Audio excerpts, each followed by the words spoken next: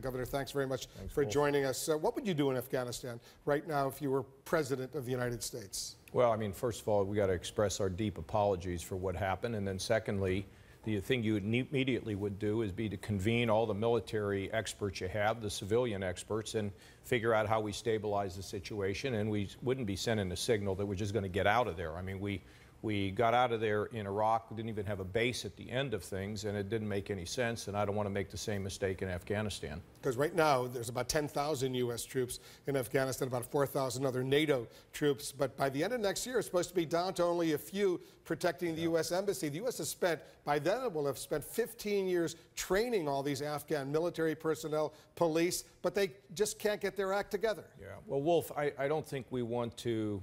We don't need to build up the force. I'm a believer that we should use special forces effectively to go after the Taliban wherever they are, but I wouldn't precipitously draw this or say we're just going to have 1,000 there by the end of the Obama presidency. But this, again, is a place where you sit down. I served on the Armed Services Committee for 18 years. I've been involved in defense issues almost all of my life in the Pentagon after 9/11, helping to bring technology people in. This is a place where you sit down and figure out the right strategy. What are your options? And if you start predicting what they're going to be without those conversations, I think you come up short. Because the U.S. has spent tens of billions of dollars training these Afghan troops, tens of billions training Iraqi troops. When the going gets tough, ISIS guys come in, Taliban guys come in, they abandon their positions, they leave armored vehicles behind and run away.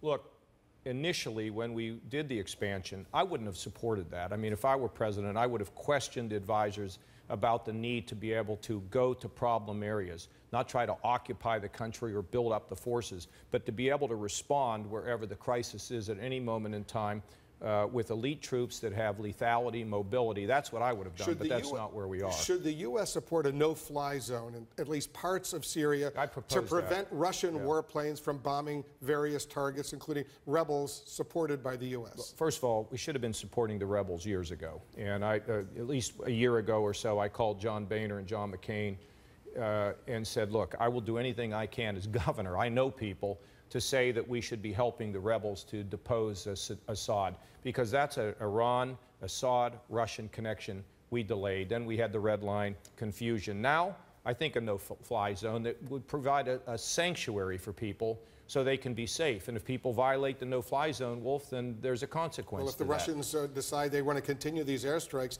even in the midst of a U.S. no-fly zone, what happens then? You don't fly into a no-fly zone. Look, you know, I'm a person that means what I say, and I say what I mean. And if I were President of the United States and we had a no-fly zone, it would be made clear to everyone, do not fly in the middle of a no-fly zone.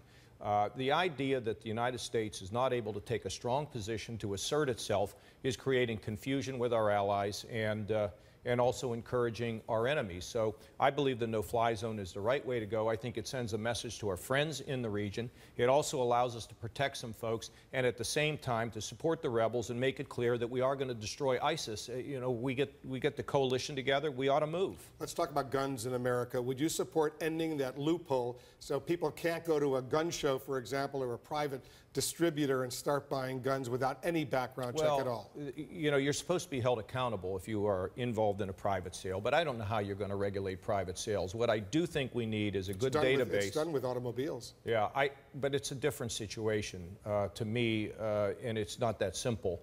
Look, the problem is, I don't think the lack of gun laws. I think the problem is we have a society where people become increasingly isolated. They become estranged. They have no family. They don't have much community. This is kind of a breakdown in what we grew up with, Wolf, which was a community where we all cared about one another. As you know, I've been involved and invested a lot to help the issue of mental illness in Ohio. It's one of the reasons I expanded Medicaid, so the communities are stronger. It's those kinds of things, because if you focus on the guns, you're missing the bigger picture, which is the fact that people have been isolated, estranged, and try to take away guns, I don't think it's going to solve this problem. Because if you buy a gun from a gun seller, a licensed gun seller, you need to go through a background check. But if you buy a gun at a gun show, you don't have to go through a background check. There's a problem there, right?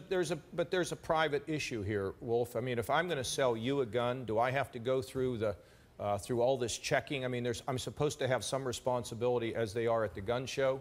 and they should exercise that responsibility. But I don't think more laws are going to fix this. So how do you stop this kind of violence, these mass killings that we've seen in Oregon this week, and what's going on in general? Every one of these folks have been people who have been estranged, isolated, with a family that doesn't know what to do with them. And just reading about the mom of this latest mass murderer, what you see is she felt that she couldn't control her son. There was no way for anybody to intervene.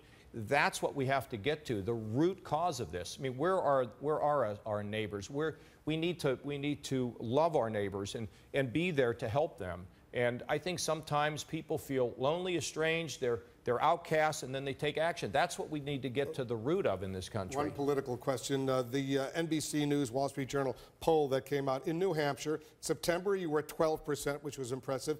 You're down to 6% now. What happened? Well, nothing really happens. Polls are very fluid and volatile. The whole key to this presidential race is what kind of organization, what is the depth of your organization, the strength of your organization in both Iowa and New Hampshire and going forward. We've got the best organization in New Hampshire with John Sununu and Tom Rath and Gordon Humphrey. I mean, there's no question about it, we've got the best, and I'll rely on that to win an election, and these polls will fluctuate all over the place. We're going to do extremely well there. I'm going to do better. Yet. Well, I'm not Muhammad Ali, but what I know is I have to do better than you think I'm going to do, and we'll see where we are when that time comes. Governor Kasich, thanks very much for joining us. Thank you.